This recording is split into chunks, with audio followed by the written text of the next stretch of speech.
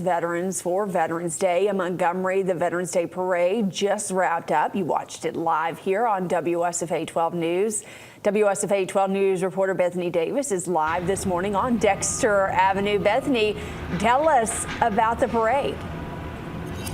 Yeah, you know, it was an incredible turnout. I think there were a lot of concerns about the weather and a lot of concerns about the cold, that it might keep people away. Well, I'm going to here to tell you that as the parade went on and as the morning went on, the crowd continued to grow, and it honestly wasn't even that cold out here. The weather was absolutely perfect. We saw nearly 100 entries from everything from school marching bands to the Girl Scouts to Civil Air Patrol, and a few entries related to the military. But what we didn't see were a lot of the military-based entries because of the government shutdown. So that actually prohibited a number of those military institutions and installations that would have normally participated from participating. This parade here was to honor Vietnam veterans as we celebrate the 50th anniversary of the end of that Vietnam War. And there's actually, if you can see this tent right here behind me and the sign that says Vietnam veterans, there were enough chairs for everyone, and there were probably about as many veterans as you see chairs right there.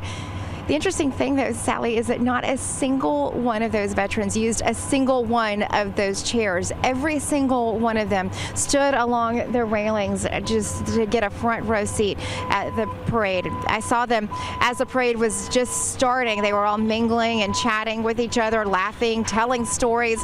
It looked to me as though most of them had known each other for years until I started talking to a few of them and realized, no, they had only just met, but they all had similar stories and they all had similar experiences. And because of what they had experienced, that was an instant brotherhood among them, and just talked a lot about how honored they were to be noticed and recognized in a way like this for more than 100 entries during a government shutdown when the military could not be a part of recognizing these people. There were still more than nearly 100 entries, the people who did, hundreds of people who showed up to be a part of the parade, and then hundreds more who showed up to stand out in the cold to watch the parade and to tell them thank you in person. We talked a lot about the weather and the cold, and we talked with those veterans about how, yeah, it's cold out here, and it was really cold this morning, but man, this weather that we've seen is nothing compared to the sacrifices that they made, the hot weather they endured in Vietnam, and the sacrifices they made in order for us to enjoy a day like today. They sacrificed so we did not have to. They are a special group. I'm not surprised to hear that they stood the entire time. Bethany, the parade is just one way the city of Montgomery is honoring our veterans today. What's next?